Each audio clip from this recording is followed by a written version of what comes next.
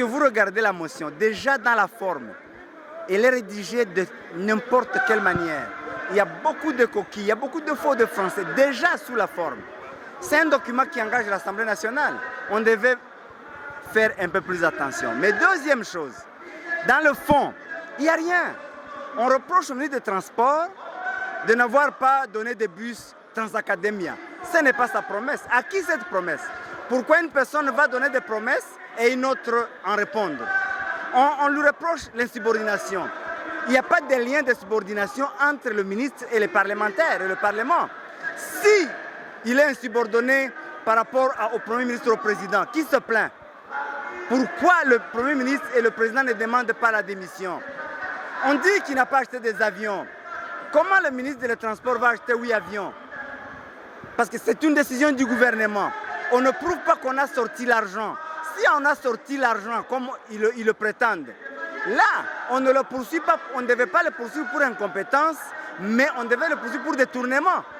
Mais aucune preuve que l'argent est sorti.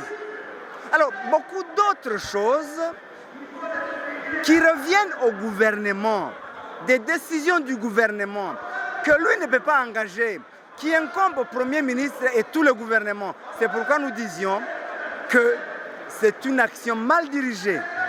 Ils se sont trompés de cible. Si vraiment ils voulaient une motion, ils voulaient sanctionner, c'est le ministre, c'est le Premier ministre et tout son gouvernement. En plus, comment on peut dire qu'on va sanctionner un ministre pour incompétence, le ministre des Transports, pendant que nous avons encore dans le gouvernement le ministre des Hydrocarbures avec ce que nous connaissons avec le carburant? Comment on peut dire qu'on va sanctionner le ministre pour incompétence pendant que nous avons le ministre de l'Intérieur qui n'a pas réglé la question de Kwamut? Comment on peut dire qu'on va sanctionner le ministre parce qu'il n'a pas imprimé les permis de conduire alors qu'on en a un qui n'a pas pu nous donner la carte d'identité? De quoi on parle? Leo wa depute makumi sita na tatu nadhani wa majorite wa Union Sacrée walituletea motion ya kumfukuza ministre wa transport Cherubin Okende. Lakini wakati tuliangalia ile motion, maneno yote walikuwa wakimshtaki ni ya uongo. Ni maneno yenye haielekee kazi yake. Ya mingi ni maneno ya gouvernement yote, ingine ni ya Premier Ministre, ingine ni ya Ministre wa Finance, ingine haielekee kazi yake.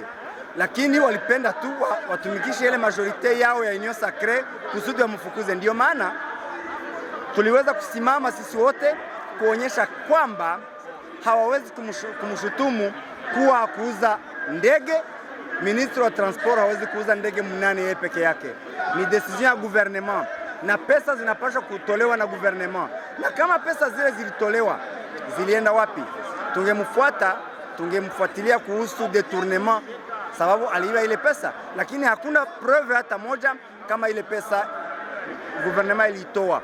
Wanasema hakupana bus ya Transacademia, lakini mimi sikusikia ministre wa Transport analeta promesse kwamba atatoa bus za waetudiant. Mwenye alitoa ile promesse ni yeye, angepaswa kuulizwa.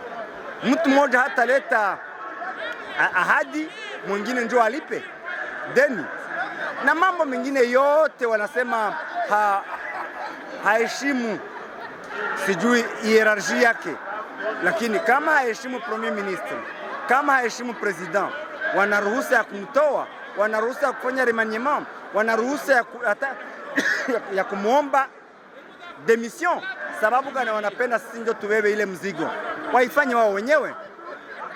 Kwa mambo yale yote tunaona kwamba hakuna namna ya kumtoa yeye. Ndio maana sisi wote tulivote contre ile motion, na nadhani kuna watu karibu 5 wenye walivote contre na watu 3 wenye walifanya abstention, wengine wote walikataa ile motion. Na hii ni kuonyesha kwamba leo demokrasia ilifanya kazi yake na ilikuwa na maana.